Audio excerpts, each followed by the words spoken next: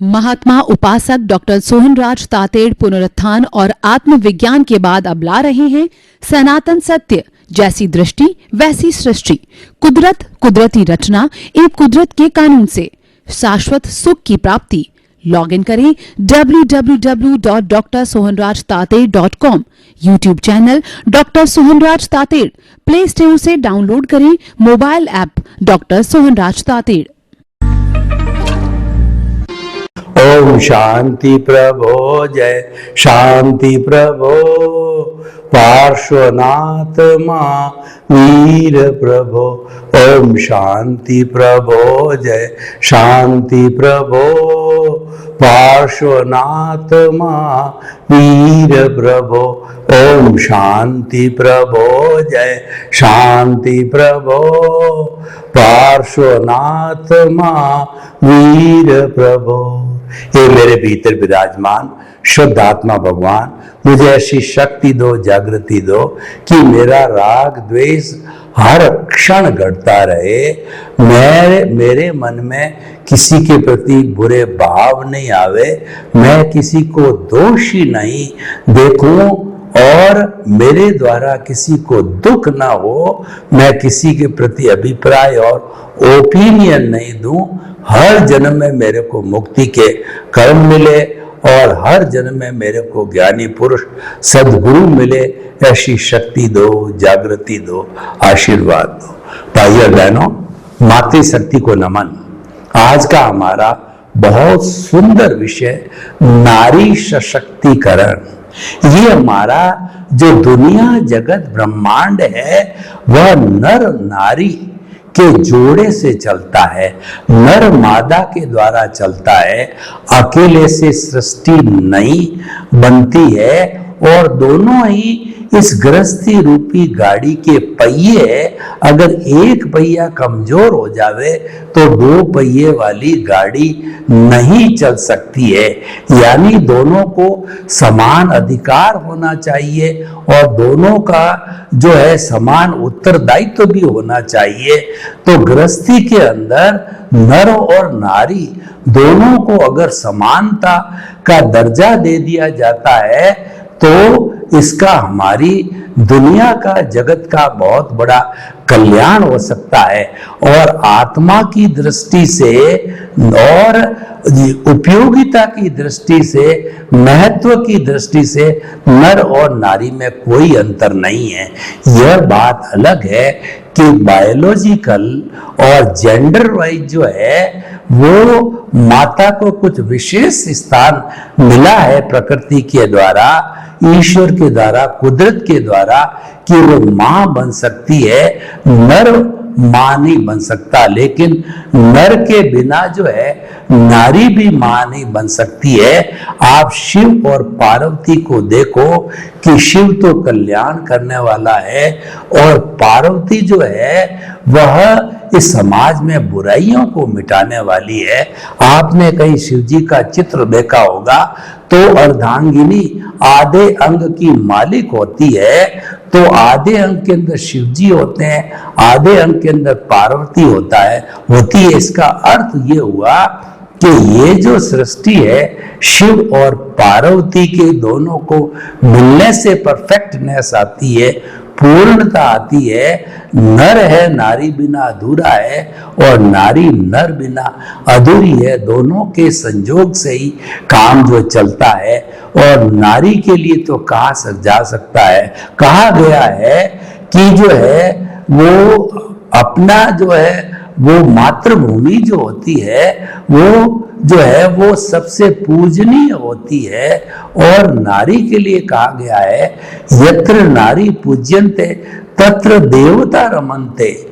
जहां नारी की पूजा होती है वहां पर देवता निवास करते हैं, रमते हैं। और दूसरा जो है वो हमारी मातृभूमि है, वह जन्म जन्मभूमिश्च सर्गदा गरियसी, जन्म देने वाली माँ।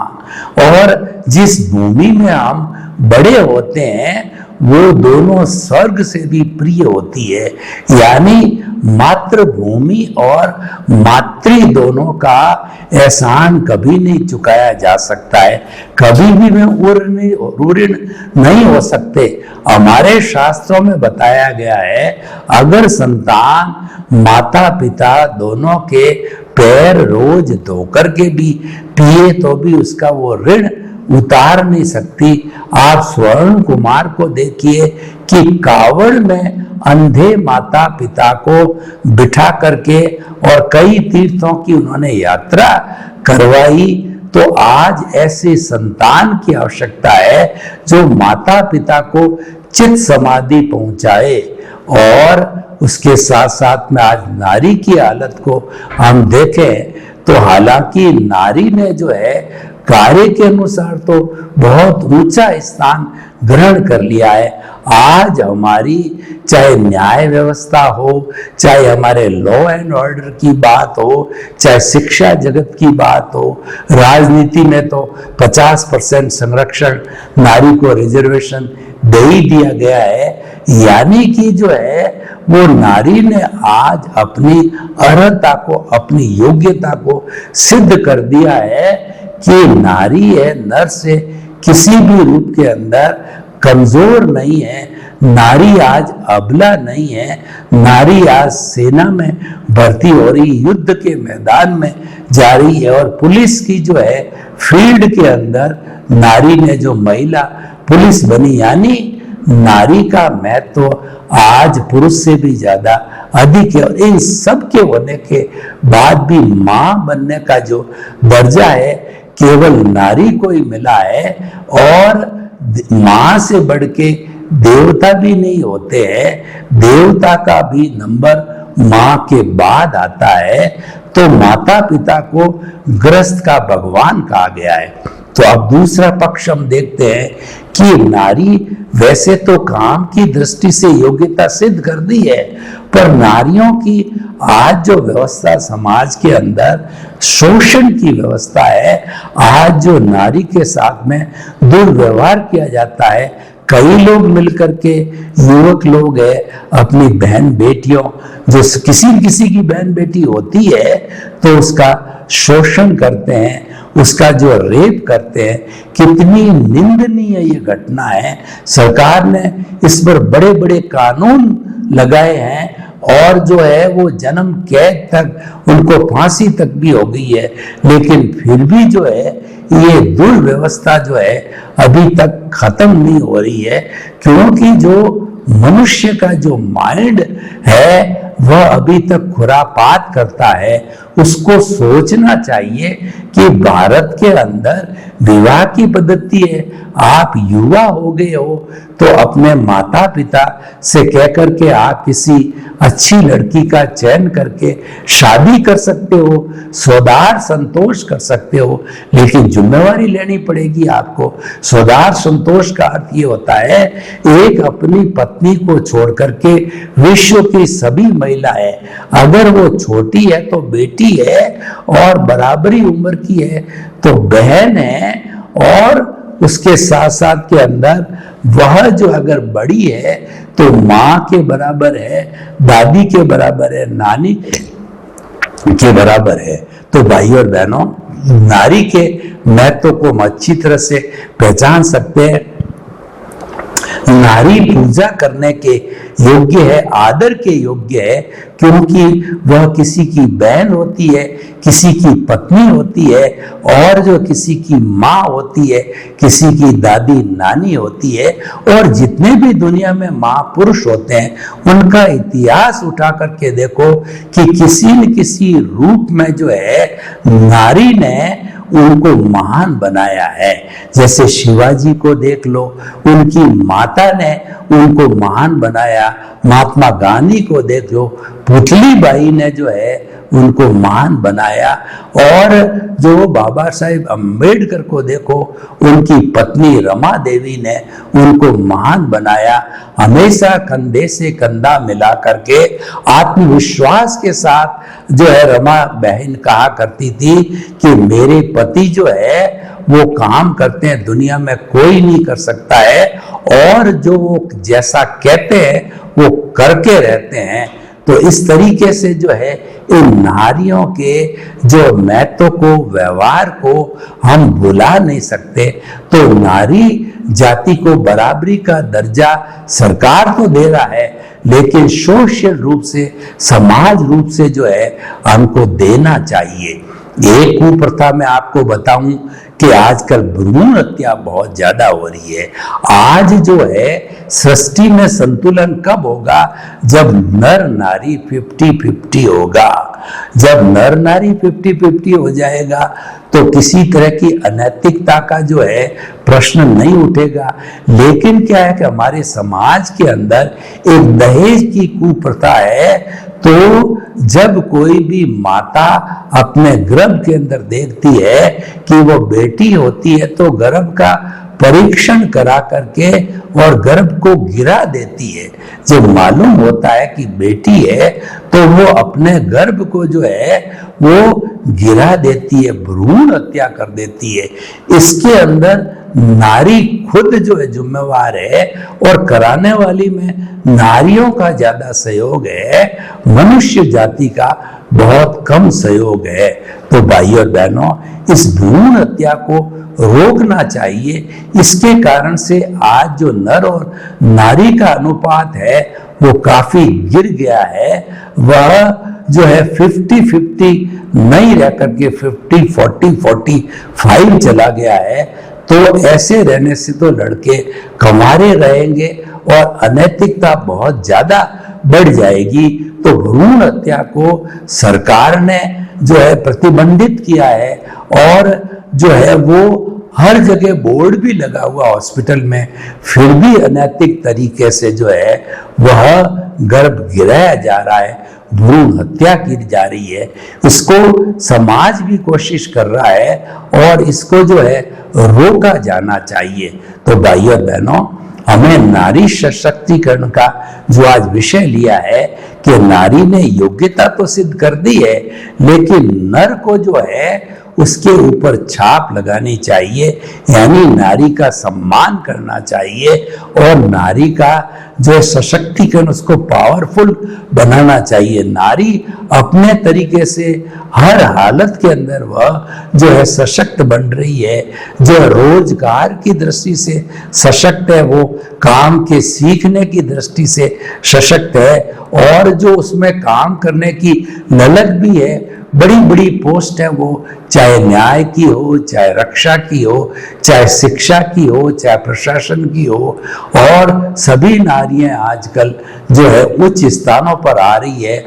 IAS, IPS इत्यादि, इंजीनियर, डॉक्टर, चार्टर्ड अकाउंटेंट, सभी के अंदर, जजेस के अंदर, सभी में वो ऊंचा स्थान जो है प्राप्त कर रही है। तो भाइयों और बहनों, और जो है स्वर कोकिला जो है वो जैसी जो है हमारी नारी जो है आज पूरे विश्व के अंदर भारत रत्न रूप में पूजनीय हुई है। तो हम ये आपको बताना चाहते हैं कि नारी जाति जो है आज उसका सशक्तिकरण हो चुका है, लेकिन जो है मानव को इसका सशक्तिकरण करने में सहयोग होना चाहिए। उसको हर हालत के अंदर नारी को प्रोत्साहन देना चाहिए कि वह ज्यादा से ज्यादा डेवलपमेंट करे। अब मैं दूसरे पक्ष पर आता हूं कि नारी को भी अगर वो सशक्तिकरण चाहती है, वो अपने परिवार को अच्छा रखना चाहती है, तो उसको भी डोमिनेंट होने का जो है वो नहीं होना चाहिए। यानी कि जो 50-50 का दर्जा है, ये समानता का दर्जा है। अगर नर और नारी, पति पत्नी दोनों 50-50 रूप से जो है जिम्मेवारी ले, 50-50 रूप से अधिकार लेवे, तो कोई झंझट हो ही नहीं सकता, क्योंकि योग्यता की दृष्टि से दोनों बराबर है। लेकिन क्या है कि उनके बीच में आजकल टकराव होते जा रहे हैं, और टकराव इस रूप में हो गए हैं कि शादी होते ही साल भर के बीच में देखो डाइवोर्स हो रहा है, बोलचाल बंद हो रही है। ऐसा नहीं होना चाहिए। लोग 25-25 साल तक ग्रस्त जीवन में रहने के बाद में फिर बोलना चालना बंद कर देते हैं। बेचारे जो बच्चे हैं वो युवा हो जाते हैं, उनका क्या भविष्य होगा? तो वह नर और नारी को सोचना चाहिए। अब जो नर नारी के बीच के अंदर जो टकराव हो रहे हैं वो बहुत ज्यादा है और इसको रोका जाना चाहिए। इसको बहुत से जो है काउंसलर्स काम कर रहे हैं और होम कोर्ट्स लगते हैं, वो भी समझाइश करने का, पुलिस भी समझाइश करती है कि भाई आप जो है शादीशुदा हो तो अपने गृहस्थ जीवन को अच्छा बनाओ।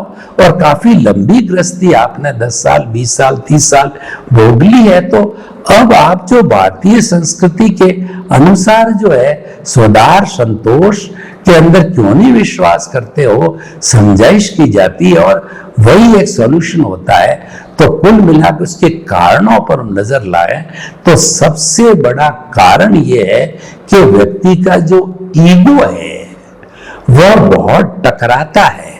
कई बार जो है पत्नी कहती है मैं अधिक कमाती हूं, मैं बड़े घर की हूं, तो वह धौंस जमाती है अपने पति पे। जब तुम पति पत्नी बन गए, तुम्हारा समान अधिकार है, तो ऐसी बात नहीं करनी चाहिए। और पति भी कई बार क्या अपनी धौंस पट्टी करता है कि घर को तो मैं ही चलाता हूं, और कई बार वो कुव्यसन करके अपनी पत्नी को पीटता है। और ये क्रोध तो ऐसी एक दावा नल है, ऐसी अग्नि है कि ये परिवार को खराब कर देती है। तो चाहे स्त्री हो चाहे या पुरुष हो, इस क्रोध नाम के नाग को फटकना नहीं देना चाहिए। और अगर ये नाग किसी के अंदर जगह कर ली है तो निश्चित रूप से पूरे परिवार को डस जाएगा, कोई भी बचाने वाला नहीं होगा। तो क्रोध को अपने जीवन से हमेशा हमेशा के लिए मिटा देना चाहिए। ये बात जरूरी है कि ये तो दुनिया की परंपरा चली आ रही है कि कभी भी जो है अगर पति क्रोध में गर्म हो जावे तो पत्नी को जलधारा बन जाना चाहिए, और पत्नी कभी गर्म हो जावे तो पति को जलधारा बन जाना चाहिए। यानी एक दूसरे को एडजस्ट करना चाहिए।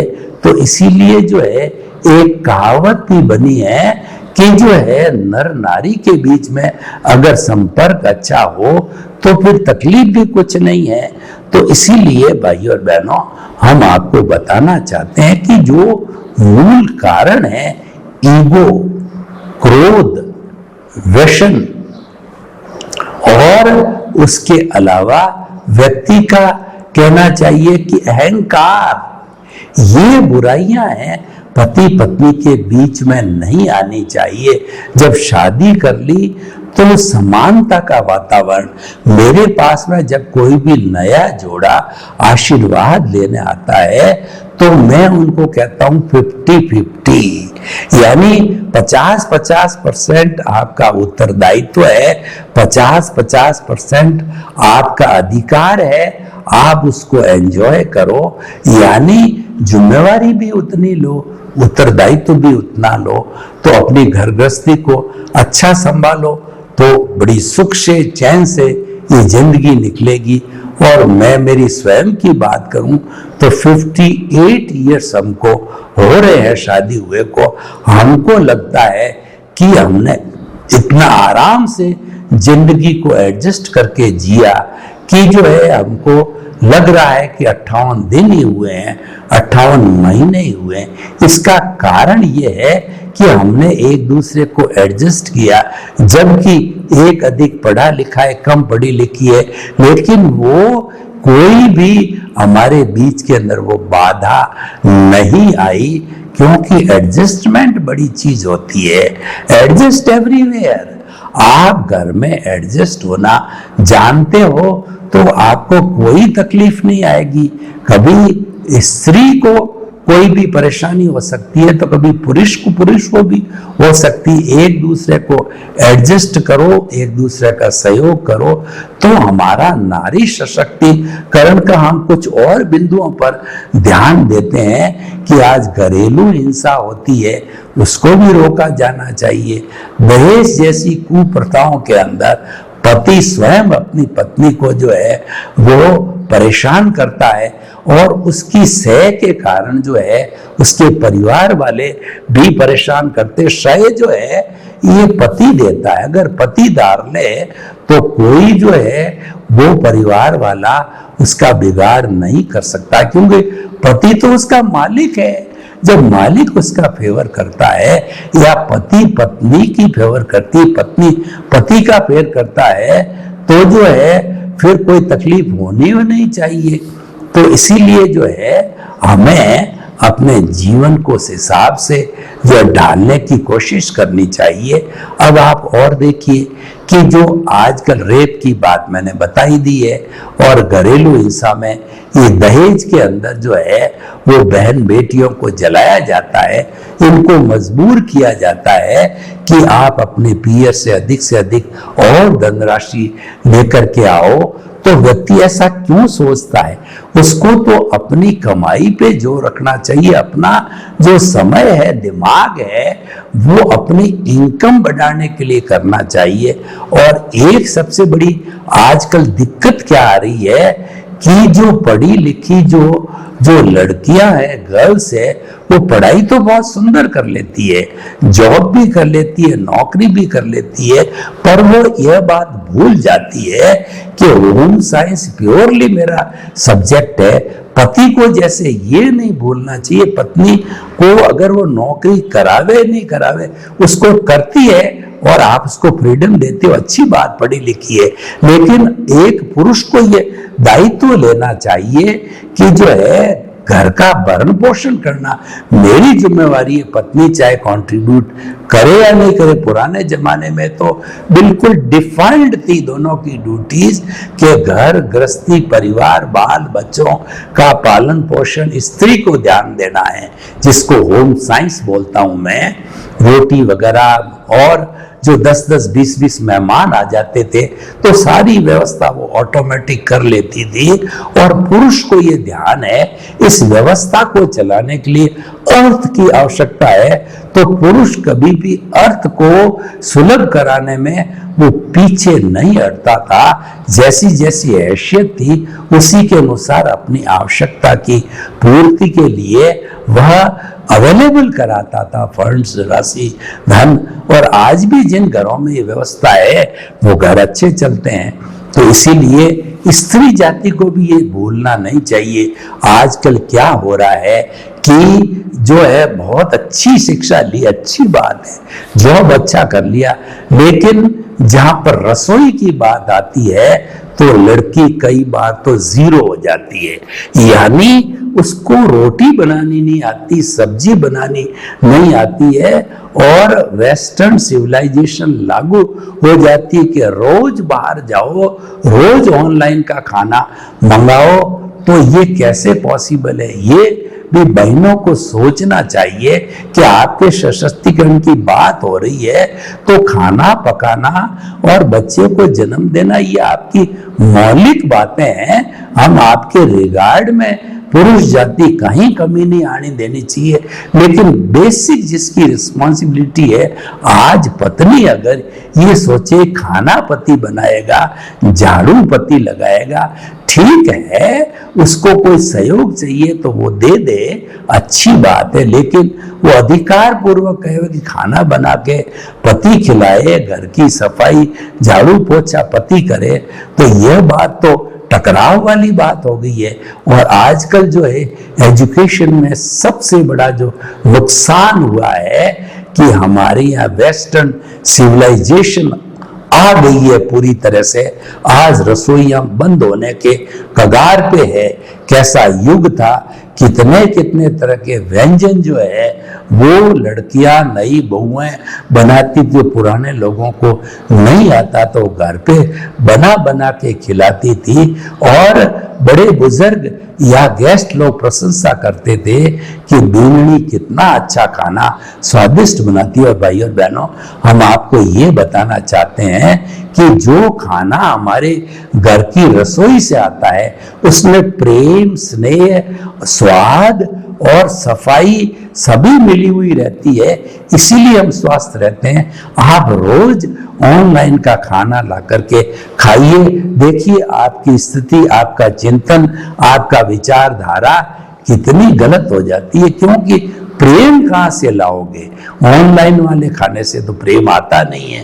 प्रेम तो आपकी माँ खिलावे, आपकी बहन खिलावे, आपकी पत्नी खिलावे, चाहे कैसा ही खिलावे, तो प्रेम तो उसके हाथ की बनी रोटी में, उसके हाथ की बनी हुई सब्जी में, उसके मनवार में, उसके परोसने में है। तो हम आपको बताना चाहते हैं कि एक सुखी ग्रस्त जीवन बनाओ। और एक नारी सशक्तिकरण की बात मैं और बता देना चाहता हूं कि आजकल जो है वह माता पिता को तो एक बॉदरेशन समझ लिया, एक भार समझ लिया है, ये प्राय घरों में होना लग गया है। और वृद्धाश्रम में हमारी भारत की संस्कृति नहीं है। माँ बाप होते हैं, वो बाल बच्चों के शेल्टर होते हैं, अम्ब्रेला होते हैं। माता पिता चाहे 100 वर्ष के बूढ़े भी हो जाते हैं तो वो सनात कहलाता है। और माता पिता 100 वर्ष के होकर भी चले जाए तो कहते मैं तो अनाथ हो गया, क्योंकि वो जन्म देने वाले, वो संसार के भगवान है, वो आपके घर में विराजने हैं। आप किसी मंदिर में जाकर के प्रार्थना करो या ना करो, अपने माता पिता की रोज पांव धो और रोज उनका आशीर्वाद लो, उनको चित्त समाधि पहुंचाओ। जब वो बुजुर्ग हो जावे, काम के लिए जो है वो थोड़े से शिथिल हो जावे, तो उनकी चिकित्सा की, उनके कपड़े लत्ते की, इनकी जो डिमांड है, कोई भी जो है दान पुण्य करने की, उसकी, और जो धर्म ध्यान करने की बात है, वो तीर्थ यात्रा की बात है, तो ऐसी चीजों का आपको ध्यान रखना चाहिए। पर ये पार्ट बहुत मिसिंग हो गया है। आज की संतान इतनी स्वार्थी हो गई है कि जो ही शादी हुआ, 7-2 साल हुआ, माता पिता से अलग, उसके बाद में माता पिता जियो मरो, उनको कोई लेना देना नहीं, वो अजनबी बन जाते हैं कि जैसे कि उनको वो तो खुद ही जो है हुए। आजकल एक बड़ी भ्रांति जो है संतान के अंदर आ गई है कि हम तो अपने आप तैयार हुए। अरे कैसे तैयार हुए? उस माली को पूछो कि माली जिसने पौधा लगाया है, उसको खाद, पानी, वातावरण, ट्री गार्ड, समय समय पे खुरपी संभालना नहीं दिया होता तो क्या वो पेड़ बड़ा हो जाता? कभी बड़ा नहीं होता। माता पिता को पूछो कि वह तो आले में सोती है, आपको सूखे में सुलाती है, और वह तो रूखा सूखा खाती है, आपको मिठाई खिलाती है, वो तो फटी हुई साड़ी पहनती है, आपको नए नए अपनी हैसियत के अनुसार कपड़े पहनाती है। हर माता पिता ये चिंतन करता है कि मेरे बाल बच्चों को सुख मिलना चाहिए, उसके लिए अपना पेट काट करके वो बचत करते हैं और धन संपत्ति उनको देते हैं। लेकिन संतान इतनी स्वार्थी हो गई है, इतनी मतलबी हो गई है, उनको सब इन चीजों से कोई लेना देना नहीं। तो हम ऐसे लोगों को कहते हैं, तो मनुस्मृति को याद करो। मनुस्मृति में लिखा हुआ है कि जो व्यक्ति माता पिता को चित्त समाधि नहीं पहुंचाता है, उसकी संतान उसको कभी भी चित्त समाधि नहीं पहुंचा सकती है।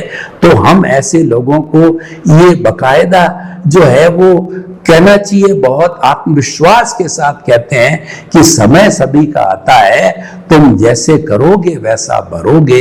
तो माता पिता का दिल कभी मत दुखाओ। तो हम नारी सशक्तिकरण के इस सिद्धांत के ऊपर, नारी भी उसी का भाग है, नारी की पूजा की जानी चाहिए, और लेकिन नारी को भी पूजा योग्य बनना चाहिए। तो मेरे कहने का अर्थ यह है कि अगर आप अधिकार चाहते हो तो अधिकार तो आपके चरणों में ऑटोमेटिकली आएगा। आपका जो उत्तरदायित्व है, उस उत्तरदायित्व को आप संभालो और उत्तरदायित्व को आपने संभाल लिया है तो ऑटोमेटिकली जो है वह अधिकार आपके चरणों में आ जाएगा। तो भाइयों और बहनों, हम आपको नारी सशक्तिकरण के इस विषय पर जो है बतलाना चाहते हैं कि नारी की पूजा होनी चाहिए और नर और नारी के बीच के अंदर कोई भी तरह का टकराव नहीं होना चाहिए। और सबसे बड़ी बात प्रेम होता है, वो प्रेम हर वक्त परिवार में जागृत होना चाहिए। सर्वे भवन्तु सुखिनः, सर्वे सन्तु निरामया। लोक के सब जीवों को सुख मिले, शांति मिले, आनंद मिले, प्रेम मिले, सौहार्द मिले और सभी हिल मिल करके अपने परिवार को समृद्ध बनावें। आपके प्रति मंगल। ओम। महात्मा उपासक डॉक्टर सोहनराज तातेड़ पुनरुत्थान और आत्मविज्ञान के बाद अब ला रहे हैं सनातन सत्य, जैसी दृष्टि वैसी सृष्टि, कुदरत, कुदरती रचना एवं कुदरत के कानून से शाश्वत सुख की प्राप्ति। लॉग इन करें www.drsohanrajtated.com, YouTube channel doctor Sohanraj Tated, play store से डाउनलोड करें mobile app doctor Sohanraj Tated.